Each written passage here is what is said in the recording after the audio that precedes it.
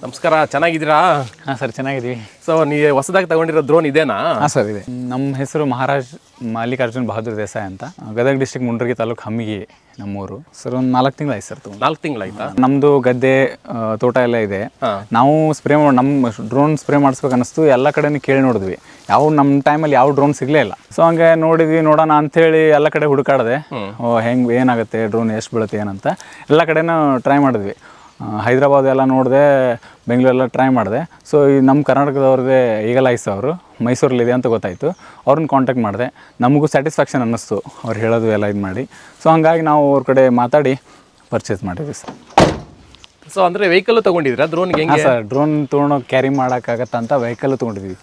ಯಾಕಂದರೆ ಹೊಲದಲ್ಲೆಲ್ಲ ಎಲ್ಲ ಕಡೆ ದೂರ ಅಡ್ಡಾಡಬೇಕಾಗತ್ತಲ್ಲ ಸರ್, ಇದು ಕರ್ನಾಟಕ ಎಲ್ಲಿ ಬೇಕಾದಲ್ಲಿ. ಸೊ ಹಂಗಾಗಿ ಅನುಕೂಲ ಆಗುತ್ತೆ ಮತ್ತು ಅಂತೇಳಿ ಗಾಡಿ ವೆಹಿಕಲ್ಲು ತೊಗೊಂಡಿದ್ವಿ. ಈಗ ಡ್ರೋನ್ ಧೈರ್ಯ ಮೇಲೆ ತೊಗೊಂಡಿದ್ದೀವಿ. ಸೂಪರ್ ಅಲ್ಲ?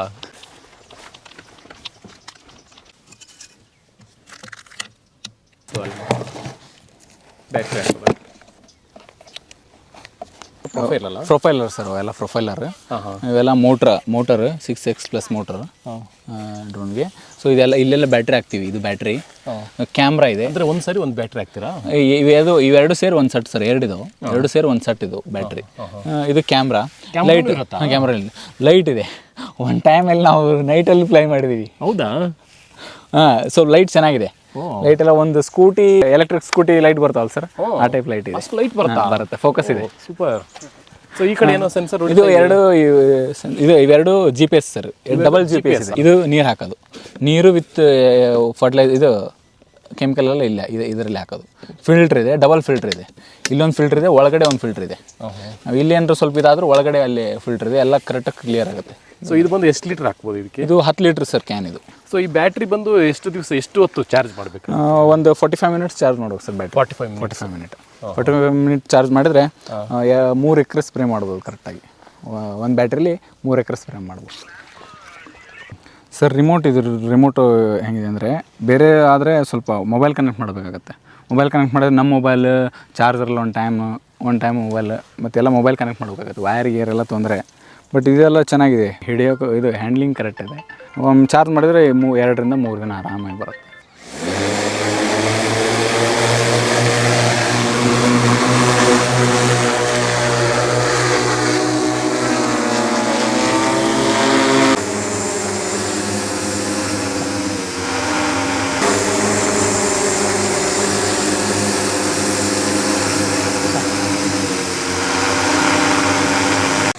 ನಾವು ಒಂದೊಂದು ಕ್ರಾಪ್ ಮೇಲೆ ಡಿಪೆಂಡ್ ಇರುತ್ತೆ ಸರ್. ಈಗ ಭತ್ತ ಎಲ್ಲ ಕ್ರಾಪು ಇಷ್ಟೇ ಡಿಸ್ಟೆನ್ಸಲ್ಲಿ ಸ್ಪ್ರೇ ಮಾಡ್ತೀವಿ, ಇಷ್ಟು ಹೈಟಲ್ಲಿ ಕ್ರಾಪು.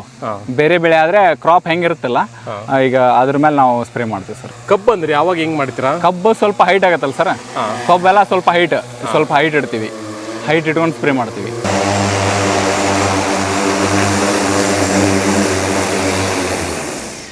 ತಗೋಬೇಕು ಅಂತ ಹೇಳ್ಬಿಟ್ಟು ಹೈದರಾಬಾದು, ಬೆಂಗಳೂರು ಎಲ್ಲ ಕಡೆ ವಿಚಾರಿಸಿದ್ರಲ್ವಾ? ಸೊ ಅಲ್ಲಿ ಯಾಕೆ ತಗೊಳ್ಳಿಲ್ಲ, ಮೈಸೂರು ಬಂದು ಯಾಕೆ ತಗೊಂಡ್ರಿ ಅಂತ?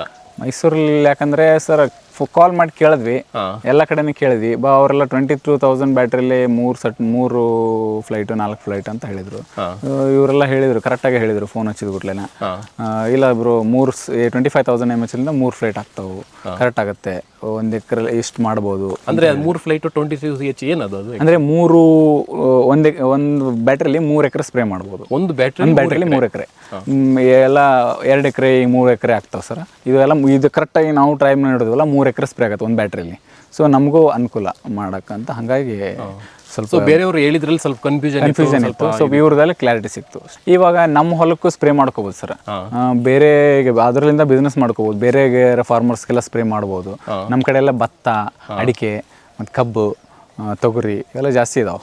ಸೊ ಫಾರ್ಮರ್ಸಿಗೂ ಅನುಕೂಲ. ಇವಾಗೆಲ್ಲ ಇದು ಬಿಸ್ನೆಸ್ ನಾವು ಸ್ಟಾರ್ಟ್ ಮಾಡಿದ್ವಿ ಇವಾಗ ಜಸ್ಟ್. ನೋಡೋಣ ಹೆಂಗಾಗತ್ತೆ ಅಂತ ರೆಸ್ಪಾನ್ಸ್. ನಾವೆಲ್ಲ ಸ್ಪ್ರೇ ಮಾಡಿದ್ವಿ, ಭತ್ತಕ್ಕೆ ಸ್ಪ್ರೇ ಮಾಡಿದ್ವಿ, ಅಡಿಕೆಗೆ, ಕಬ್ಬಿಗೆ ಎಲ್ಲ ಮಾಡಿದ್ವಿ. ರೈತರ ರೆಸ್ಪಾನ್ಸು ಚೆನ್ನಾಗಿದೆ.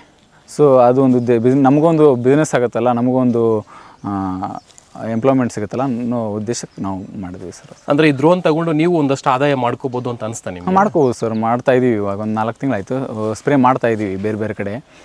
ರಿಕ್ವೈರ್ಮೆಂಟ್ ಇದೆ, ಚೆನ್ನಾಗಿದೆ, ರೆಸ್ಪಾನ್ಸು ಚೆನ್ನಾಗಿದೆ, ಫಾರ್ಮರ್ಸ್ ರೆಸ್ಪಾನ್ಸು ಮಾಡ್ತಾ ಇದ್ದೀವಿ ಸ್ಪ್ರೇ ಮಾಡಿ. ಓಕೆ, ಸೊ ಈಗ ನಾರ್ಮಲಾಗಿ ಹೊಸದು ಇದು ಟೆಕ್ನಾಲಜಿ, ರೈತರಿಗೂ ಸ್ವಲ್ಪ ಹೊಸದು ಅನ್ಸುತ್ತೆ. ಸೊ ಅವ್ರ ರೆಸ್ಪಾನ್ಸ್ ಹೆಂಗಿದೆ? ಒಂದ್ಸರಿ ಮಾಡಿಸ್ಕೊಂಡವ್ರು ಮತ್ತೆ ಯಾವ ಥರ ರೆಸ್ಪಾನ್ಸ್ ಮಾಡ್ತಾ ಇದ್ದಾರೆ?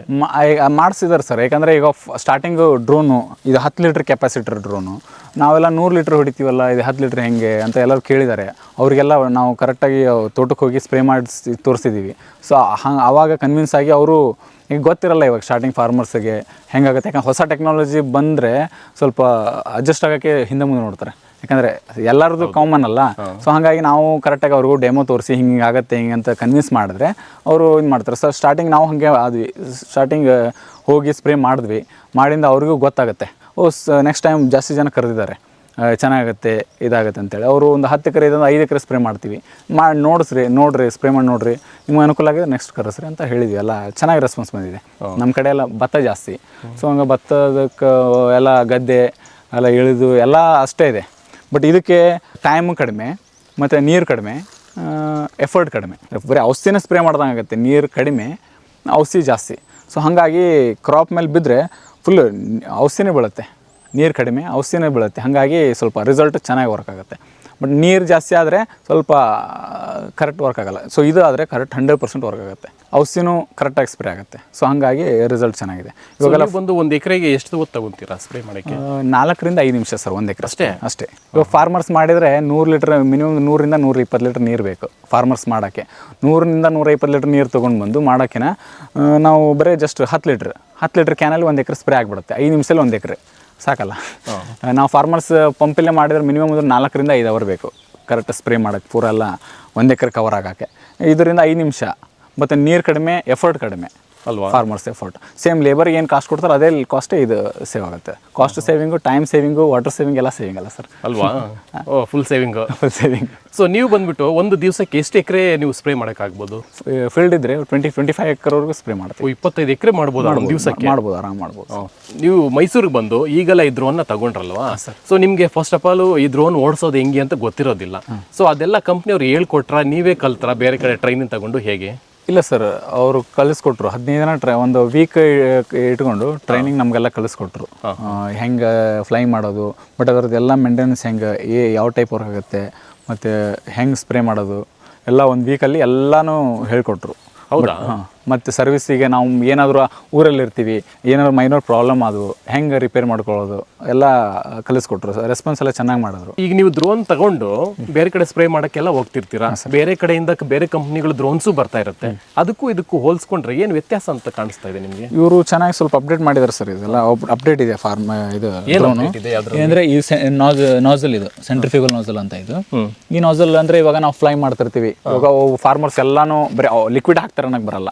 ಒಬ್ಬೊಬ್ರು ಫಾರ್ಮರ್ ಲಿಕ್ವಿಡ್ ಹಾಕ್ತಾರೆ, ಒಬ್ಬರು ಪೌಡ್ರ್ ಹಾಕ್ತಾರೆ, ಫಂಗಿಸೈಡ್ ಪೌಡ್ರ್ ಹಾಕ್ತಾರೆ. ನಾಜಲ್ ಎಲ್ಲ ನಾವು ಕಟ್ಕೊಂಡ್ಬಿಡುತ್ತೆ, ಮ್ಯಾಲೆ ಹತ್ತಿ ಹಾರಿಸಿರ್ತೀವಿ, ಕಟ್ಕೊಂಡ್ಬಿಟ್ರೆ ಎಲ್ಲಿ ಕಟ್ಕೊಳ್ಳುತ್ತೆ ಅದು? ಇಲ್ಲೆಲ್ಲ ಕಟ್ಕೊಳುತ್ತೆ ಸರ್, ಇದೆಲ್ಲ ಕಟ್ಕೊಂಡ್ಬಿಟ್ಟಿರ್ತೈತೆ ಒಂದು ಟೈಮ್, ಹೋಗಲಿಲ್ಲ ಅಂದರೆ ಪೌಡ್ರ್ ಎಲ್ಲ.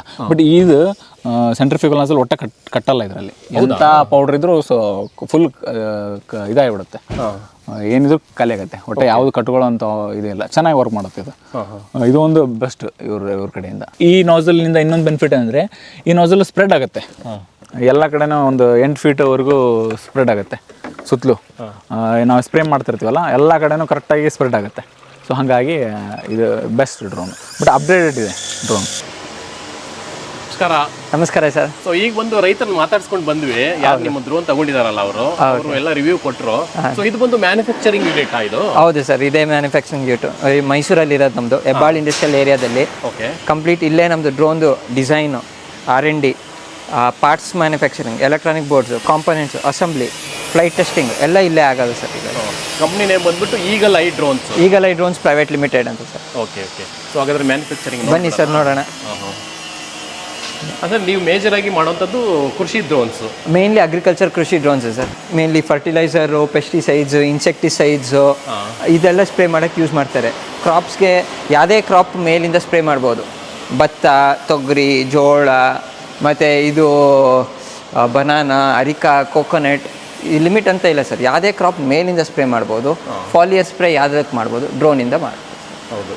ಸೊ ಈಗ ಹಾಗಾದ್ರೆ ಮ್ಯಾನುಫ್ಯಾಕ್ಚರಿಂಗ್ ಇಲ್ಲಿ ಮಾಡೋಂಥದ್ದು ಹೌದು ಮೈಸೂರಲ್ಲಿರುವಂಥ ಯೂನಿಟ್ ಕಂಪ್ನಿ. ಹೌದು. ಬನ್ನಿ ಸರ್ ನಮ್ಮ ಡ್ರೋನ್ ನೋಡೋಣ, ಅದ್ರದ್ದು ಕಂಪ್ಲೀಟ್ ಹೇಗೆ ಮ್ಯಾನುಫ್ಯಾಕ್ಚರಿಂಗ್ ಆಗುತ್ತೆ, ಏನೇನು ಪಾರ್ಟ್ಸ್ ಇನ್ವಾಲ್ವ್ ಆಗ್ತದೆ ಕ್ವಾಲಿಟಿಗೆ, ಆ ಥರ.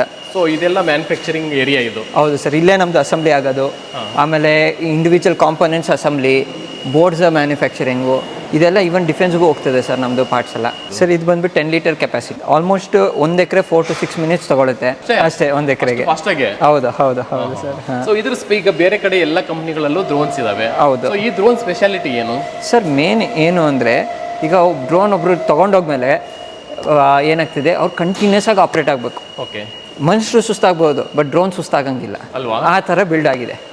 ಹೇಗೆ ಎಕ್ಸಾಂಪಲ್, ಈಗ ಸೆಂಟ್ರಿಫ್ಯೂಗಲ್ ನಾಸಲ್ ತಗೊಳ್ಳಿ, ಈ ನಾಸಲ್ ಆಗಿದೆ ಏನೇ ಆಗಲಿ ಕಟ್ಟಲ್ಲ. ಈ ನಜಲ್ ಹಾಂ. ಆಮೇಲೆ ನೆಕ್ಸ್ಟ್ ಬಂದುಬಿಟ್ಟು ನಾವು ವೈರಿಂಗ್ ಆಗಲಿ ಎಲೆಕ್ಟ್ರಾನಿಕ್ಸ್ ಆಗಲಿ ಹೇಗೆ ಬಿಲ್ಡ್ ಮಾಡಿರ್ತೀವಿ ಅಂದರೆ, ಕಂಟಿನ್ಯೂಸ್ ಆಪ್ರೇಟ್ ಆಗ್ತಾ ಇದ್ರೇನೋ ಡ್ರೋನ್ ಪರ್ಫಾರ್ಮೆನ್ಸ್ ಕೊಡಬೇಕು. ಅದು ಪರ್ ಡೇಗೆ ಎಷ್ಟು ಅವರ್ಸ್ ಕೆಪಾಸಿಟಿ ಇರುತ್ತೆ ಇದಕ್ಕೆ? ಎಷ್ಟು ಅವರ್ ಆದರೂ ಓಡಿಸಕ್ಕೆ ಹೋಗ್ಬೋದು ಸರ್? ಕಂಟಿನ್ಯೂಸ್ ಆಗಿ ಓಡಿಸ್ಬೋದು, ಕಂಟಿನ್ಯೂಸ್ ಆಗಿ. ಮೇನ್ಲಿ ಪೈಲಟ್ಸ್ ಮಾತ್ರನೇ ರೆಸ್ಟ್ ಬೇಕು, ಇದಕ್ಕೆ ರೆಸ್ಟ್ ಬೇಕಾಗಲ್ಲ. ಅದು ಹೇಗೆ ಒಂದೊಂದು ಡ್ರೋನ್ಗೆ ಆಗುತ್ತೆ, ಒಂದೊಂದು ಡ್ರೋನ್ಗೆ ಆಗಲ್ಲ. ಹೀಗೆ ಏನಕ್ಕೆ ಅಂದರೆ, ನಾವು ಬಿಲ್ಡ್ ಮಾಡಬೇಕಾದ್ರೆ ಪಾರ್ಟ್ಸ್ ಯೂಸ್ ಮಾಡಿರ್ತೀವಲ್ಲ, ಪಾರ್ಟ್ಸ್ ಯಾವಾಗಲೂ 100% ಓಡ್ತಾ ಇರಲ್ಲ, 60-70% ಪರ್ಫಾರ್ಮೆನ್ಸಲ್ಲೇ ಓಡ್ತಾ ಇರುತ್ತೆ. ಅದಕ್ಕೋಸ್ಕರ ಅದು ಕಂಟಿನ್ಯೂಸ್ ಆಗಿ ಓಡ್ಬೋದು, ಈಟಿಂಗ್ ಆಗಲ್ಲ. ಏನಕ್ಕೆ ಈಟಿಂಗ್ ಆಗಲ್ಲ? ನಾವು ವೈರ್ ಗೇಜ್ ಆಗಲಿ, ವೈರ್ ಕ್ವಾಲಿಟಿ ಆಗಲಿ, ಕನೆಕ್ಟರ್ ಕ್ವಾಲಿಟಿ ಆಗಲಿ ಎಲ್ಲೂ ಕಾಂಪ್ರಮೈಸ್ ಆಗಲ್ಲ. ಆವಾಗ ಏನಾಗ್ತಿದೆ, ಆಟೋಮೆಟಿಕ್ ಲೈಫ್ ಕಂಟಿನ್ಯೂಸ್ ಆಗಿ ಬರುತ್ತೆ ನಮಗೆ. ಸರ್ ಈಗ ನಾವು ಸ್ಪ್ರೇಯಿಂಗ್ ಸಿಸ್ಟಮ್ ನೋಡೋಣ. ಇಡೀ ಡ್ರೋನ್ ಕೆಲಸ ಏನೋ ಮೇನ್ಲಿ ಸ್ಪ್ರೇಯಿಂಗೋಸ್ಕರ. ಸ್ಪ್ರೇಯಿಂಗ್ ಸಿಸ್ಟಮಲ್ಲಿ ಮೋಸ್ಟ್ ಇಂಪಾರ್ಟೆಂಟ್ ಏನು ಅಂದರೆ ಪಂಪು ಮತ್ತು ಸ್ಪ್ರೇಯರ್. ಈ ಪಂಪ್ ಏನು ಅಂದರೆ ಸರ್, ಈಗ ಲೋ ಕ್ವಾಲಿಟಿ ಪಂಪ್ಸ್ ಬರ್ತವೆ, ಅದರಲ್ಲಿ ಏನಾಗ್ತದೆ, ಪೌಡ್ರು ಜೆಲ್ಲು ಏನೇನಿದ್ರೆ ಪಂಪ್ ಕ್ಲಾಗ್ ಆಗುತ್ತೆ. ಏನಾಗ್ತದೆ, ಅವಾಗ ಓಪನ್ ಮಾಡಿಬಿಟ್ಟು ಫೀಲ್ಡಲ್ಲಿ ಹೋಗ್ಬಿಟ್ಟು ಕ್ಲೀನ್ ಮಾಡೋ ನೆಸೆಸರಿ ಬರುತ್ತೆ. ಬಟ್ ಈ ಪಂಪ್ ವಾಟರ್ ಹಾಕ್ತಿವಿ ಅಂದರೆ ಕೆಮಿಕಲ್ ಹಾಕ್ತಿವಿ, ಫರ್ಟಿಲೈಸರ್ ಎಲ್ಲ ಹಾಕ್ತಿವಿ. ಹೌದು, ಇಲ್ಲಿಂದ ಪಂಪ್ ಆಗಿ ಸ್ಪ್ರೇಯಿಂಗ್ ಇಲ್ಲಿ ಬರುತ್ತೆ. ಸೊ ಪಂಪ್ ಏನೇ ಆಗಲಿ ಯಾವಾಗಲೂ ಓಡಲೇಬೇಕು, ಇಲ್ಲಾಂದರೆ ನೀವು ಕಟ್ಕೊಂಡ್ಬಿಡ್ತದೆ.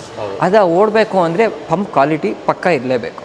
ನೆಕ್ಸ್ಟ್ ಬಂದುಬಿಟ್ಟು ಸ್ಪ್ರೇಯರ್ ಕ್ವಾಲಿಟಿ. ಈ ಸ್ಪ್ರೇಯರ್ ಕ್ವಾಲಿಟಿ ಹೇಗೆ ಪಕ್ಕ ಇರಬೇಕು ಅಂದರೆ, ಇದರಲ್ಲಿ ಪೌಡ್ರ್ ಹಾಕಿ ಜೆಲ್ ಹಾಕಲಿ ಏನೇ ಆದ್ರೂ ಲಾಕ್ ಆಗಲ್ಲ. ಹಾಂ, ಯಾಕಂದರೆ ಇದು ಸ್ಪಿನ್ನರ್ ಇರ್ತಿದೆ, ಕಟ್ಕೊಳ್ಳಲ್ಲ. ಈಗ ಬೇರೆದಕ್ಕೆ ಏನಾಗ್ತದೆ, ಒಂದೊಂದ್ಸತಿ ಫೀಲ್ಡಿಗೆ ತೊಗೊಂಡೋಗ್ತಾರೆ, 2-3 ಎಕರೆ ಮಾಡ್ತಾರೆ, ಪೌಡ್ರಿಂದ ಕಟ್ಕೊಂಡು ನಿಲ್ಲಿಸ್ತಾರೆ. ಇಮ್ಯಾಜಿನ್ ಮಾಡ್ಕೊಳ್ಳಿ, ಪೌಡ್ರ್ ಕ್ಲೀನ್ ಮಾಡೋಕ್ಕೆ ಎಕರೆಗೆ ಒಂದು 2-3 ಎಕರೆಗೆ ಒಂದೊಂದ್ಸತಿ ನಿಲ್ಲಿಸ್ಬಿಟ್ಟು ಅರ್ಧ ಗಂಟೆ ವೇಸ್ಟ್ ಆಗ್ತದೆ. ಇದಾದರೆ ಕಂಟಿನ್ಯೂಸ್ ಬೆಳಿಗ್ಗೆಯಿಂದ ಸಂಜೆವರೆಗೂ ಈಸಿಯಾಗಿ ಮಾಡ್ಬೋದು. ಒಂದೇ ಒಂದು ಹೇಳ್ತೀವಿ, ಎಂಡ್ ಆಫ್ ದ ಡೇ ಬರೀ ನೀರು ಒಂದ್ಸತಿ ಸ್ಪ್ರೇ ಮಾಡಬೇಡಿ, ಸೊ ಡ್ರೈ ಆಗಬಾರ್ದು ಅಂತ ಅಷ್ಟೇ, ಏನೇ ಅಂಟ್ಕೊಂಡಿರೋದು. ಓಕೆ. ನೆಕ್ಸ್ಟ್ ಬಂದರೆ ಬಾಡಿ. ಈ completely carbon fibre body, completely carbon fibre, ಏನೂ ಆಗಲ್ಲ. ಇದೆಲ್ಲ very high quality carbon fibre, light weight ಇರುತ್ತೆ. ಇದರೊಳಗಡೆ ಏರೋಸ್ಪೇಸ್ ಗ್ರೇಡ್ ಅಲ್ಯೂಮಿನಿಯಂ ಇರುತ್ತೆ. ಏರ್ಕ್ರಾಫ್ಟ್ಸ್ಗೆ ಯೂಸ್ ಮಾಡೋ ಅಲ್ಯೂಮಿನಿಯಂ ಯೂಸ್ ಮಾಡಿರ್ತೀವಿ. ಸೊ ಅದರಿಂದ ಯಾವಾಗಲೂ ಅಷ್ಟೇ ಲೈಟ್ ವೇಟ್ ಇರುತ್ತೆ, ಪರ್ಫಾರ್ಮೆನ್ಸ್ ಜಾಸ್ತಿ ಇರುತ್ತೆ. ಇನ್ನೊಂದು ಮೋಸ್ಟ್ ಚಾಲೆಂಜಿಂಗ್ ಏನು ಅಂದರೆ, ಈಗ ಇಷ್ಟು ದೊಡ್ಡ ಡ್ರೋನ್ನ ಇಟ್ಕೊಂಡು ಕ್ಯಾಲಿಬ್ರೇಷನ್ ಮಾಡಬೇಕು ಅಂದರೆ ಎಷ್ಟು ಟೈಮ್ ತೊಗೊಳ್ತದೆ, ಒಂದೊಂದು ಫೀಲ್ಡ್ಗೆ ಹೋಗಿ ಮಾಡಬೇಕು ಅಂದರೆ ಎಷ್ಟು ಟೈಮ್ ತೊಗೊಳುತ್ತೆ. ಸೊ ಇದು ಆಗಬಾರ್ದು ಅಂದ್ಬಿಟ್ಟು ಕಾಂಪಸ್ಸು ಕಾಂಪಸ್ ಹಾಕಿದ್ದೀವಿ. GPS 2 GPS ಇದ್ರೊಳಗಡೆ ಕಾಂಪಸ್ಸು ಇರುತ್ತೆ. ಈ ಕಾಂಪಸ್ನ ಸೇಮ್ ಕಾಂಪಸ್ಸು ಮೂನಲ್ಲಿ ರೋವರ್ಗೆ ಹಾಕಿರೋ ಕಾಂಪಸ್ ಹಾಕಿದ್ದೀವಿ ಇದರಲ್ಲಿ. ಸೊ ಏನಾಗ್ತದೆ ಅಂದರೆ, ಈ ಕಾಂಪಸ್ ಯೂಸ್ ಮಾಡಿದ್ರಿಂದ ಒಂದು ಊರಿಂದ ಇನ್ನೊಂದು ಊರಿಗೆ ಹೋಗಿ, ಫಸ್ಟ್ ಈಗ ಸೌತ್ ಕರ್ನಾಟಕ, ನೆಕ್ಸ್ಟ್ ನಾರ್ತ್ ಡೆಲ್ಲಿಗೆ ಹೋಗಿ ಫ್ಲೈ ಮಾಡಿ, ಕ್ಯಾಲಿಬ್ರೇಷನ್ ಕೇಳಲ್ಲ. ಇಡೀ ವರ್ಲ್ಡ್ಗೆ ಎಲ್ಲಿ ತೊಗೊಂಡ್ರೂ ಕ್ಯಾಲಿಬ್ರೇಷನ್ ಕೇಳಲ್ಲ. ಅದ್ರ ಕ್ಯಾಲಿಬ್ರೇಷನ್ ಅಂದರೆ ಏನು ಆ್ಯಕ್ಚುಲಿ ಸರ್? ಕ್ಯಾಲಿಬ್ರೇಷನ್ ಏನಾಗುತ್ತೆ ಅಂದರೆ, ಮ್ಯಾಗ್ನೆಟಿಕ್ ಫೀಲ್ಡ್ ಇಡೀ ಅರ್ಥಲ್ಲಿ ಒಂದೊಂದು ಊರಲ್ಲಿ ಒಂದೊಂದು ಥರ ಇರುತ್ತೆ. ಹಾಂ, ಅದು ಕ್ಯಾಲಿಬ್ರೇಷನ್ ಆಗಬೇಕು ಅಂದರೆ ಏನು ಮಾಡ್ತಾರೆ, ಒಂದೊಂದು ಕಡೆನೂ ತೊಗೊಂಡೋಗಿ ಈ ಡ್ರೋನ್ನ ಹಿಂಗೆ ಎತ್ಬಿಟ್ಟು ಒಂದು ಹಿಂಗೆ ರೌಂಡ್ ತಿರುಗಿಸ್ತಾರೆ. ಅದಾದ್ರೇ ಡ್ರೋನ್ ಕ್ಯಾಲಿಬ್ರೇಟ್ ಆದಮೇಲೆ ಟೇಕ್ ಆಫ್ ಮಾಡೋಕ್ಕಾಗೋದು. ಈ ಡ್ರೋನ್ಗೆ ಅದು ಬೇಕಾಗಲ್ಲ, ಯಾಕೆಂದರೆ ನಾವು ಕ್ವಾಲಿಟಿ ಸೆನ್ಸರ್ ಬೇರೆದು ಹಾಕಿರ್ತೀವಿ, ಹೈ ಕ್ವಾಲಿಟಿ ಸೆನ್ಸರ್. ಈ ಎಕ್ಸಾಂಪಲ್, ಈಗ ಲೋ ಕ್ವಾಲಿಟಿದಾದರೆ 200-300 ರೂಪಾಯಿ ಇರ್ತದೆ ಸರ್ ಒಂದು ಸೆನ್ಸರ್. ನಾವು ಯೂಸ್ ಮಾಡಿರೋದು ಒಂದೇ ಸೆನ್ಸರ್ 2,500 ರೂಪಾಯಿ. ಈ ಥರ ಒಂದೊಂದು ಪಾರ್ಟಲ್ಲಿನೂ ಅಷ್ಟೇ ನಾವು ಕ್ವಾಲಿಟಿ ಎನ್ಹಾನ್ಸ್ ಮಾಡಿಟ್ಟಿರ್ತೀವಿ. ಇದರಿಂದ ಏನು ಸೇವ್ ಆಗ್ತದೆ ಅಂದರೆ, ಒಂದು ಬಂದುಬಿಟ್ಟು ಇಂಟರ್ಫಿರೆನ್ಸ್. ಮೇ ಬಿ ಕೇಳಿರ್ಬೋದು, ಡ್ರೋನ್ಸ್ ವೈಯರ್ ಹತ್ರ ಹೋಗಿ ಎಳ್ಕೊಂಡ್ಬಿಡುತ್ತೆ ವೈಯರ್ ಲೆನ್ಸ್, ಪವರ್ ಲೆನ್ಸ್. ಏನಕ್ಕೆ ಅಂದರೆ, ಕಾಂಪಸ್ ಕ್ವಾಲಿಟಿ ಚೆನ್ನಾಗಿರಲ್ಲ, ಇಂಟರ್ಫಿರೆನ್ಸ್ ಆಗಿಬಿಟ್ಟು ಪವರ್ ಲೈನ್ಸ್ಗೆ ಹೋಗಿ ಅಂಟ್ಕೊಂಡ್ಬಿಡ್ತಿದೆ. ಬಟ್ ಈ ಡ್ರೋನಲ್ಲಿರೋ ಕಾಂಪಸ್ ಎಲ್ಲ ಹೆಂಗಿರುತ್ತೆ ಅಂದರೆ, ಏನೇ ಆದ್ರೂ ಅಲ್ಲಿ ಇಂಟರ್ಫಿರೆನ್ಸ್ ಆಗಲ್ಲ. ಡ್ರೋನ್ ಫ್ಲೈ ಆಗಬೇಕಾದ್ರೆ ವೈಯರ್ಸ್ ಪವರ್ ಲೈನ್ಸ್ ಇದೆ ಅಂದ್ರೂ ಇಂಟರ್ಫಿರೆನ್ಸ್ ಆಗಲ್ಲ. ಅದಕ್ಕೋಸ್ಕರ ನಿಮಗೆ ಪರ್ಫಾರ್ಮೆನ್ಸ್ ಯಾವಾಗಲೂ ಇದೆ. ಮತ್ತು ಇಲ್ಲಿ ನೋಡಿದ್ರೆ 2 GPS, ಎಲ್ಲಿ ನೋಡ್ರೂ ಒಂದೇ GPS ಇರುತ್ತೆ. ಒಂದು GPS ಹೋದರೆ ಮಿಡ್-ಏರಲ್ಲಿ ಪ್ರಾಬ್ಲಮ್ ಆಗಬಾರ್ದು ಅಂದ್ಬಿಟ್ಟು ನಾವು 2 ಹಾಕಿರ್ತೀವಿ. ಇನ್ಫ್ಯಾಕ್ಟ್ ಇಲ್ಲಿ ಆಗ್ತಾ ಇರೋ GPS ಎಲ್ಲ ಇಲ್ಲೇ ಮ್ಯಾನುಫ್ಯಾಕ್ಚರ್ ಆಗೋದು. ಬೋರ್ಡ್ಸು ಇಲ್ಲೇ ಮ್ಯಾನುಫ್ಯಾಕ್ಚರ್ ಆಗೋದು. ಇದೇ ಸೇಮ್ ಎಲೆಕ್ಟ್ರಾನಿಕ್ಸು ಡಿಫೆನ್ಸ್ಗೆ ಹೋಗ್ತಾ ಇದೆ. ಅಷ್ಟು ಹೈ ಕ್ವಾಲಿಟಿ ಪರ್ಫಾರ್ಮೆನ್ಸ್ ಯೂಸ್ ಮಾಡ್ತಾ ಇದ್ದೀವಿ ಕಾಂಪೊನೆಂಟ್ಸಲ್ಲಿ. ಸರ್ ನಾವು ಇದು ಟಚ್ ಸ್ಕ್ರೀನ್ ರಿಮೋಟ್ ಕೊಡ್ತೀವಿ. ಈ ರಿಮೋಟಲ್ಲಿ ಏನಾಗುತ್ತೆ ಅಂದರೆ ಒಂದು ಸತಿ ಚಾರ್ಜ್ ಮಾಡಿದ್ರೆ 3 to 4 days ಈಸಿಯಾಗಿ ಬರುತ್ತೆ. ಒಂದು ದಿವಸಕ್ಕೆ 4 hours ಯೂಸ್ ಮಾಡ್ತಾರೆ ಅಂದರೆ 3-4 days ಈಸಿಯಾಗಿ ಬರುತ್ತೆ. ಈಗ ಮೊಬೈಲ್ ತೊಗೊಂಡ್ರೆ ಏನಾಗ್ತದೆ, ಆಚೆ ಬರುತ್ತೆ, ವಯರ್ ಕನೆಕ್ಟ್ ಮಾಡಬೇಕು. ವಯರ್ ಕನೆಕ್ಟ್ ಆಯಿತು ಅಂದರೆ ಓಡಿಸ್ಬೇಕಾದ್ರೆ ಅಡ್ಡ ಬರ್ತದೆ, ವಯರ್ ಕೇಳೋ ಚಾನ್ಸಸ್, ಫೋನ್ ಬರುತ್ತೆ, ಅವೆಲ್ಲ ಡಿಸ್ಟರ್ಬೆನ್ಸ್ ಆಗ್ತದೆ. ಇದಾದರೆ ಏನೂ ಇಲ್ಲ, ಫುಲ್ ಈಸಿಯಾಗಿರುತ್ತೆ. ಟಚ್ ಸ್ಕ್ರೀನ್ ಫ್ಲೆಕ್ಸಿಬಲ್, ಕ್ಯಾಮ್ರಾ ಇದೆ, HD ಕ್ಯಾಮ್ರಾ ಬರುತ್ತೆ, ಲೈವ್ ವಿಡಿಯೋ ನೋಡ್ಬೋದು ರಿಮೋಟಲ್ಲಿ, ಮಿಷಿನೆಲ್ಲ ಇಲ್ಲಿಂದ ಪ್ಲ್ಯಾನ್ ಮಾಡ್ಬೋದು. ಸೊ ತುಂಬ ಈಸಿಯಾಗಿರುತ್ತೆ ಈ ಟಚ್ ಸ್ಕ್ರೀನ್ ರಿಮೋಟ್ ಯೂಸ್ ಮಾಡಿ. ಸರ್ ಮೇನ್ ಏನಂದರೆ ನೆಕ್ಸ್ಟ್ ಒಂದು ಡ್ರೋನ್ ಕಾನ್ಫಿಗರೇಷನ್ ಹೇಗೆ ಮಾಡ್ತೀವಿ, ಸೇಫ್ಟಿ ಫೀಚರ್ಸ್ ಇದೆಯಾ. ಈಗ ಬ್ಯಾಟ್ರಿ ಆಗೋದ್ಮೇಲೆ ಬಂದು ಲ್ಯಾಂಡ್ ಆಗುತ್ತೆ ಆಟೋಮೆಟಿಕ್. ರಿಮೋಟ್ ಓಡಿಸ್ಬೇಕಾದ್ರೆ ಬಿದ್ದೋಗ್ಬಿಡ್ಬೋದು, ಬಿತ್ತು ಅಂದರೆ ಅದೇ ಬಂದು ಲ್ಯಾಂಡ್ ಆಗುತ್ತೆ. ಟ್ಯಾಂಕಲ್ಲಿ ಖಾಲಿ ಆಯಿತು ಅಂದರೆ ಪೆಸ್ಟಿಸೈಡ್ಸ್ ದೂರ ಇರುತ್ತೆ, ಕಾಣಿಸಲ್ಲ ಒಂದೊಂದ್ಸತಿ, ಆವಾಗ ಹೇಳುತ್ತಾ. ಇವೆಲ್ಲ ಫೀಚರ್ಸ್ ಇರುತ್ತೆ. ಸೊ ಮೇನ್ ಒಂದು ಡ್ರೋನ್ ಪರ್ಚೇಸ್ ಮಾಡಬೇಕಾದ್ರೆ ಈ ಸೇಫ್ಟಿ ಫೀಚರ್ಸ್ ಇದೆಯಾ ಅಂತ ನಾವು ತಿಳ್ಕೊಳ್ಬೇಕು. ಅದಿದೆ ಅಂದರೆ ಆಟೋಮೆಟಿಕ್ ನಿಮ್ಮದು ಲೈಫ್ ಸೇಫ್ ಆಗಿರುತ್ತೆ. ಮತ್ತು ಇನ್ನೊಂದು ಮೋಸ್ಟ್ ಇಂಪಾರ್ಟೆಂಟ್ ಬಂದುಬಿಟ್ಟು ಡ್ರೋನ್, ಎಲ್ಲ ಡ್ರೋನ್ಸು ಸ್ಟಾರ್ಟಿಂಗ್ ಒಂದೇ ಥರ ಪರ್ಫಾರ್ಮ್ ಆಗ್ಬೋದು. 6 months ಆದಮೇಲೆ ಸೇಮ್ ಪರ್ಫಾರ್ಮೆನ್ಸ್ ಕೊಡ್ತಾ ಇದೆ, 1 year ಆದಮೇಲೆ ಸೇಮ್ ಪರ್ಫಾರ್ಮೆನ್ಸ್ ಕೊಡ್ತಾ ಇದೆ. ಇದು ಬಂದು ಡಿಫ್ರೆನ್ಸ್ ಬರುತ್ತೆ. ಮತ್ತು ಇನ್ನೊಂದು ಏನಂದ್ರೆ ಒಂದು ಊರಲ್ಲಿ ಇನ್ನೊಂದು ಊರಲ್ಲಿ ಪರ್ಫಾರ್ಮೆನ್ಸ್ ಬೇರೆ ಥರ. ಒಂದು ಊರಲ್ಲಿ ಗಾಳಿ ಜಾಸ್ತಿ ಇರುತ್ತೆ. ಈಗ ಧಾರವಾಡ ಸೈಡು, ಹುಬ್ಳಿ ಸೈಡ್ ಅಂದರೆ ಗಾಳಿ ತುಂಬ ಜೋರಾಗಿರುತ್ತೆ, 6 meters 7 meters per second. ಆ ಗಾಳಿಯಲ್ಲಿ ಡ್ರೋನ್ ಸ್ಟೇಬಲ್ ಆಗಿದೆಯಾ, ಒಂದೇ ಹೈಟ್ ಮೇಂಟೈನ್ ಮಾಡ್ಕೊಂಡು ಹೋಗ್ತಾ ಇದೆಯಾ. ಹೈಟ್ ಮೇಂಟೈನ್ ಮಾಡೋಕ್ಕಾಗಿಲ್ಲ ಅಂದರೆ, ಪರ್ಫಾರ್ಮೆನ್ಸ್ ಕ್ವಾಲಿಟಿ ಚೆನ್ನಾಗಿಲ್ಲ ಅಂದರೆ ಏನಾಗ್ತದೆ, ಆಟೋಮೆಟಿಕ್ ಡ್ರೋನ್ ಈಗ ಕೆಳಗಡೆ ಇಳಿತದೆ. ಕೆಳಗಡೆ ಇಳಿತು ಅಂದರೆ ಗಿಡಕ್ಕೆ ಟಚ್ ಆಗ್ತದೆ, ಅದಕ್ಕೆ ಮೇಲಿಂದ ಹೊಡಿತಾರೆ. ಮೇಲಿಂದ ಹೊಡಿದ್ರೆ ಸ್ಪ್ರೆಡ್ ಪೆಸ್ಟಿಸೈಡ್ ಸೈಡ್ಗೆ ಹೋಗ್ತವೆ, ಆವಾಗ ಫಾರ್ಮರ್ಸ್ ಒಪ್ಪಲ್ಲ. ಇವೆಲ್ಲ ಗೊತ್ತಾಗಲ್ಲ. ಇದೆಲ್ಲ ಇನ್ಶೋರ್ ಮಾಡಿಕೊಳ್ಬೇಕು ಅಂದರೆ ಹೈ ಪರ್ಫಾರ್ಮೆನ್ಸ್ ಕ್ವಾಲಿಟಿ ಯೂಸ್ ಮಾಡಿದ್ರೇ ನಮಗೆ ಗಾಳಿ ಜಾಸ್ತಿ ಇರಲಿ ಕಮ್ಮಿ ಇರಲಿ, ಬಿಸಿಲು ಜಾಸ್ತಿ ಇರಲಿ ಕಮ್ಮಿ ಇರಲಿ, ಆದ್ರೂ ಪರ್ಫಾರ್ಮೆನ್ಸ್ ಯಾವಾಗಲೂ ಕಮ್ಮಿ ಆಗಲ್ಲ. ಮತ್ತು ಜಸ್ಟ್ 10th ಪಾಸ್ ಆಗಿದ್ದರೆ ಸಾಕು, ಕಂಪ್ಲೀಟ್ ಟ್ರೈನಿಂಗ್ ನಾವು ಕೊಡ್ತೀವಿ. ಇದರಿಂದ ಸ್ಪ್ರೇಯಿಂಗ್ ಬಿಸ್ನೆಸ್ ಸ್ಟಾರ್ಟ್ ಮಾಡ್ತಾರೆ ಅವರು. ಫಾರ್ಮರ್ಸ್ ಇಂಡಿವಿಜುವಲ್ ಅವ್ರ ಫಾರ್ಮಿಂಗ್ ಬಿಟ್ಟು ಬೇರೆಯವ್ರಿಗೇನೋ ಸ್ಪ್ರೇಯಿಂಗ್ ಬಿಸ್ನೆಸ್ ಸ್ಟಾರ್ಟ್ ಮಾಡ್ಬೋದು. ಯೂಶಲಿ ಹಂಗೆ ಎಲ್ಲರೂ ತೊಗೊಳ್ತಾ ಇರೋದು ಸ್ಪ್ರೇಯಿಂಗ್ ಬಿಸ್ನೆಸ್ ಸ್ಟಾರ್ಟ್ ಮಾಡೋಕ್ಕೆ. ಅಂದರೆ ದಿವಸಕ್ಕೆ ಮಿನಿಮಮ್ ಅಂದರೆ 8 ರಿಂದ 10 ಸಾವಿರ ದಿವಸಕ್ಕೆ ದುಡಿತಾರೆ, ಮಿನಿಮಮ್ 8 ಇರ್ತಾರೆ. Very hard worker. ಬೆಳಿಗ್ಗೆಯಿಂದ ನಾನು 2 ಶಿಫ್ಟ್ ಮಾಡ್ತೀನಿ ಅಂದರೆ 15-16 ಸಾವಿರವರೆಗೂ ದುಡಿತಾರೆ. ಬಟ್ ಆರಾಮಾಗಿ ಮಾಡ್ಕೊಂಡಿರೋ 8 to 10,000. ಆಮೇಲೆ ಡ್ರೋನ್ ಬೈ ಮಾಡೋಕ್ಕೆ ಈಸಿ ಆಗಬೇಕು ಅಂದ್ಬಿಟ್ಟು ಫಾರ್ಮರ್ಸ್ಗೆ ಏನು ಮಾಡಿದ್ದಾರೆ ಅಂದರೆ ಲೋನ್ ಆಪ್ಷನ್ಸ್ ಅವೈಲಬಿಲಿಟಿ ಇದೆ. Just very minimum down payment ಒಂದು 10 to 15%, 15 to 20% ಡೌನ್ ಪೇಮೆಂಟ್ಗೆ ಡ್ರೋನ್ನ ಬೈ ಮಾಡ್ಬೋದು ವಿತೌಟ್ ಎನಿ ಕೊಲಾಟ್ರಲ್. ಈ ಕಂಪ್ಲೀಟ್ ಸಪೋರ್ಟ್ ನಾವು ಮಾಡಿಕೊಡ್ತೀವಿ. ಈ ದಿವಸಕ್ಕೆ 8 ರಿಂದ 10 ಸಾವಿರ ಅಂದರೆ ತಿಂಗಳಿಗೆ 2.5 ಲಕ್ಷ ದುಡಿಬೋದು. ಅದರಲ್ಲಿ ಎಷ್ಟು ಮಿಕ್ಕತ್ತೆ, ಮಿನಿಮಮ್ 1-1.5 ಲಕ್ಷ ಮಿಕ್ಕತ್ತೆ. ಇದು ಮಾಡ್ಬೋದು. ಮತ್ತು EMI ಬರೋ 10-15 ಸಾವಿರ. ಎಲ್ಲರೂ ತೊಗೊಳೋದು ಏನು ಮಾಡ್ತಾರೆ ಗೊತ್ತಾ ಸರ್, ರಿಸ್ಕ್ ಬೇಡ ಅಂದ್ಬಿಟ್ಟು 5 years EMI ತೊಗೊತಾರೆ, 10-15 ಸಾವಿರ EMI ಡೌನ್ ಪೇಮೆಂಟ್ ಮಾಡ್ತಾರೆ. ಬಟ್ 6 ತಿಂಗಳೊಳಗಡೆ ಫುಲ್ EMI ಕ್ಲೋಸ್ ಮಾಡಿಬಿಡ್ತಾರೆ. ಹಂಗೆ ಪೇಮೆಂಟ್ ಮಾಡಿ ಮುಗಿಸ್ಬಿಟ್ಟು ಅಪ್ಗ್ರೇಡ್ ಆಗ್ತಾರೆ. ಆಗ್ತಾ ಏನು ಮಾಡ್ತಾರೆ, ಈಗ ಸ್ಟಾರ್ಟಿಂಗ್ 3 ಬ್ಯಾಟ್ರಿ ತೊಗೊತಾರೆ, ಆಮೇಲೆ ಇನ್ನೊಂದು 5 ಬ್ಯಾಟ್ರಿ ಎಕ್ಸ್ಟ್ರಾ ಮಾಡ್ತಾರೆ, ಒಂದು ಜನರೇಟರ್ ಎಕ್ಸ್ಟ್ರಾ ಮಾಡ್ತಾರೆ, ನೆಕ್ಸ್ಟ್ ಕಾರ್ ಒಂದು ಅಪ್ಡೇಟ್ ಮಾಡ್ಕೊತಾರೆ. ಹಿಂಗೆ ಗ್ರೋ ಆಗ್ತಾ ಬರ್ತಾರೆ. ಸ್ಟಾರ್ಟಿಂಗ್ ಸಿಂಪಲ್ ಸೆಟಪ್ ಇಟ್ಕೊಂಡು ಬರ್ತಾರೆ, ಆಮೇಲೆ ಒಂದು ಸೆಟಪ್ನ ಇನ್ನೂ ಸ್ಟ್ರಾಂಗ್ ಮಾಡ್ಕೊತಾರೆ. ಅದಾದಮೇಲೆ ಏನು ಮಾಡ್ತಾರೆ, 2ನೇ ಡ್ರೋನ್ ಸ್ಟಾರ್ಟ್ ಮಾಡ್ತಾರೆ. ಬೇರೆ ಎಕ್ವಿಪ್ಮೆಂಟ್ಸಲ್ಲಿ ಬರೋ ಇನ್ಕಮ್, ರಿಟರ್ನ್ ಆನ್ ಇನ್ವೆಸ್ಟ್ಮೆಂಟು.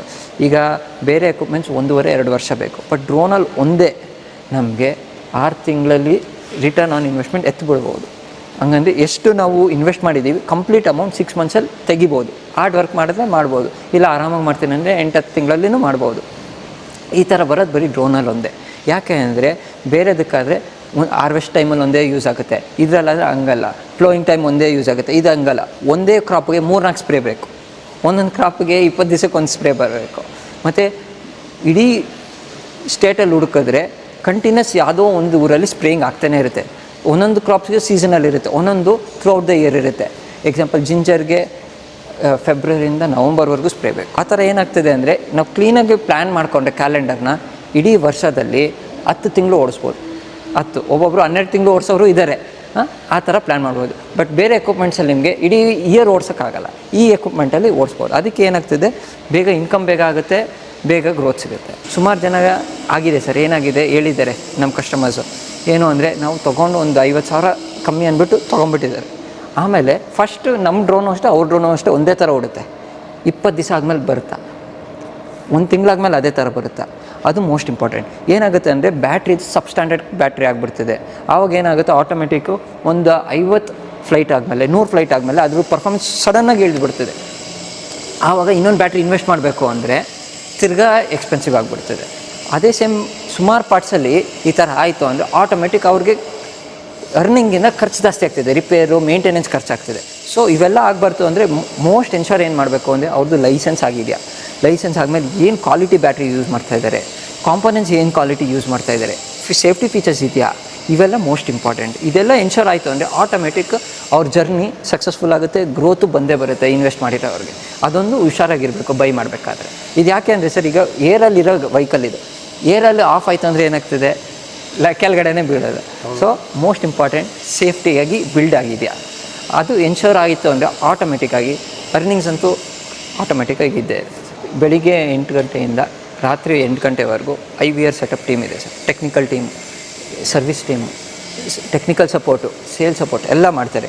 ನಮಗೆ ಏನಂದರೆ ಸರ್ ಬರೋದು ಜಸ್ಟ್ ನೀವು ಪರ್ಚೇಸ್ ಮಾಡೋಕ್ಕಲ್ಲ, ಕಂಪ್ಲೀಟ್ ಅವ್ರಿಗೆ ಗೈಡ್ ಮಾಡ್ತೀವಿ. ಹೇಗೆ ಫಸ್ಟ್ ಯಾವ ಥರ ಡ್ರೋನ್ ತೊಗೊಳ್ಬೇಕು, ಯಾವ ಥರ ಕ್ರಾಪ್ಗೆ ಹೆಂಗೆ ಹೊಡಿಬೇಕು, ಟ್ರೈನಿಂಗ್ ಹೇಗೆ, ಲೈಸೆನ್ಸಿಂಗ್ ಹೇಗೆ, ಈ ಟ್ರೈನಿಂಗ್ ಎಲ್ಲ ಆದಮೇಲೆ ಯಾವ ಥರ ಫಾರ್ಮರ್ಸ್ ಹತ್ರ ಇಂಟ್ರ್ಯಾಕ್ಟ್ ಮಾಡಿ ಹೆಂಗೆ ಸ್ಪ್ರೇಯಿಂಗ್ ಬಿಸ್ನೆಸ್ ಮಾಡಬೇಕು ಅವೆಲ್ಲ ನಾವು ಗೈಡ್ ಮಾಡ್ತೀವಿ. ಆಮೇಲೆ ರಿಪೇರ್ ಆ್ಯಂಡ್ ಸರ್ವಿಸೂ ನಾವು ಮೇಂಟೆನೆನ್ಸು ಹೇಳ್ಕೊಡ್ತೀವಿ. ಸೊ ದಟ್ ಅವ್ರಿಗೇನೇ ಆದ್ರೂ ಅಲ್ಲೇ ಕೆಲಸ ಈಸಿ ಆಗೋ ಥರ ಈ ಥರ ನಾವು ಸಪೋರ್ಟ್ ಮಾಡ್ತಾ ಇದ್ದೀವಿ. ಹೊಸದಾಗಿ ಡ್ರೋನ್ ಪರ್ಚೇಸ್ ಮಾಡಿದ್ದೀವಿ ಇಲ್ಲಿ. ಈಗೆಲ್ಲ ಈ ಡ್ರೋನಲ್ಲಿ ಹೊಸದಾಗಿ ಈಗ ಇದು ಪರ್ಚೇಸ್ ಮಾಡಿದ್ದೀವಿ ಈಗೆಲ್ಲ ಈ ಡ್ರೋನು. ಸೊ ಈಗ ಬೇರೆ ಬೇರೆ ಕಂಪ್ನಿಗಳೆಲ್ಲ ಇದೆ, ಇಲ್ಲಿಗೆ ಬಂದು ಯಾಕೆ ಪರ್ಚೇಸ್ ಮಾಡ್ತೀರಿ ನೀವು? ಈ ಡ್ರೋನಲ್ಲಿ ಸಿಕ್ಕಾಪಟ್ಟೆ ಸ್ಪೆಷಾಲಿಟಿ ಸರ್. ಇದು ಬೇರೆ ಡ್ರೋನ್ ಥರ ಇಲ್ಲ, ಇದರಲ್ಲಿ ಕ್ಯಾಲಿಬ್ರೇಷನ್ನು ಆ ಥರ ಏನು ಫ್ಯೂಚರ್ ಇಲ್ಲ. ಇಲ್ಲಿಂದ ಹೋಗಿ ನಾವು ಬೇರೆ ಕಡೆ ಹೋಗಿ ಟೇಕಪ್ ಮಾಡಿದರೂ ಆಟೋಮೆಟಿಕ್ ಟೇಕಪ್ ಆಗ್ಬೋದು. ಬೇರೆ ಡ್ರೋನಲ್ಲಿ ಆ ಥರ ಫ್ಯೂಚರ್ ಇಲ್ಲ. ಆ ಥರ ಫ್ಯೂಚರ್ ಇಲ್ಲ ಕಾರಣಕ್ಕೋಸ್ಕರ ಈ ಡ್ರೋನ್ ನಾವು ಚೂಸ್ ಮಾಡಿದ್ದೇವೆ ಸರ್. ನಿಮ್ಮೂರು ಬಂದು? ನಮ್ಮದು ಇದು ಹಾವೇರಿ ಡಿಸ್ಟಿಕ್ಕು ರಟ್ಟಳ್ಳಿ ತಾಲೂಕು ಕುಡುಪ್ಲಿ ಗ್ರಾಮ ಸರ್. ಆ ಕಡೆ ಎಲ್ಲ ಡ್ರೋನ್ಸ್ ಯೂಸ್ ಮಾಡ್ತಾರಾ? ಚೆನ್ನಾಗಿ ಮಾಡ್ತಾರೆ ಸರ್, ಅಷ್ಟೊಂದು ಏನಿಲ್ಲ. ಈ ವರ್ಷ ಅದಕ್ಕೋಸ್ಕರ ನಾವು ನಮ್ಮ ಗ್ರಾಮದಲ್ಲಿ ಒಂದು ನಮ್ಮದೇ ಹೊಸದಾಗಿ ಡ್ರೋನ್ ಪರ್ಚೇಸ್ ಮಾಡ್ಬೇಕು ಅಂತ ಹೆಚ್ಕೋರ್ ನಾವು ಇದನ್ನು ಮಾಡಿದ್ವಿ ಸರ್. ಡ್ರೋನ್ಗಳ ಬಗ್ಗೆ ಎಲ್ಲಿ ನೋಡಿದ್ರಿ ನೀವು ಸಾಮಾನ್ಯವಾಗಿ ನಾವು ಇವ್ರದ್ದು ಇದರಲ್ಲಿ ಯೂಟ್ಯೂಬಲ್ಲಿ ನೋಡಿ ಒಂದ್ಸತಿ ಪರ್ಚೇಸ್ ಇದನ್ನ ವಿಸಿಟ್ ಮಾಡ್ಬೇಕಂತ ಬಂದಿದ್ವಿ. ಅದೆಲ್ಲ ಡೆಮೋ ಎಲ್ಲ ತೋರಿಸಿದ್ರು ನಮಗೆ, ತುಂಬ ಚೆನ್ನಾಗಿತ್ತು. ಅದಕ್ಕೋಸ್ಕರ ನಾವು ಪರ್ಚೇಸ್ ಮಾಡಿದ್ವಿ ಸರ್. ಇದು ಆಲ್ರೆಡಿ ಪರ್ಚೇಸ್ ಮಾಡಿದ್ದೀರಾ? ಆಲ್ರೆಡಿ ಪರ್ಚೇಸ್ ಆಗಿದೆ ಸರ್. ಟ್ರೈನಿಂಗ್ ಕೊಡ್ತಾರೆ ಸರ್ ಇವರು. 1 ವೀಕ್ವರೆಗೂ ಟ್ರೈನಿಂಗ್ ಕೊಡ್ತಾರೆ. ಅವರೆಲ್ಲ ಹೇಳ್ತಾರೆ ಯಾವ ಥರ ಮೇಂಟೆನೆನ್ಸ್ ಮಾಡಬೇಕು, ಯಾವ ಥರ ನಾವು ಇದನ್ನು ಇಟ್ಕೋಬೇಕು, ಯಾವ ಥರ ಸ್ಪ್ರೇಯಿಂಗ್ ಮಾಡಬೇಕು ಅವೆಲ್ಲ ಹೇಳ್ತಾರೆ ಸರ್ ನಮಗೆ. ಅಂದರೆ 1 ವಾರ ಇಲ್ಲೇ ಇದ್ದು ಟ್ರೈನಿಂಗ್ ತಗೋಬೇಕು ಸರ್. ಟ್ರೈನಿಂಗ್ ತಗೊಂಡು ಡ್ರೋನ್ ತಗೊಂಡು ಮನೆಗೆ ಹೋಗ್ತೀರಾ? ಹೌದು ಸರ್.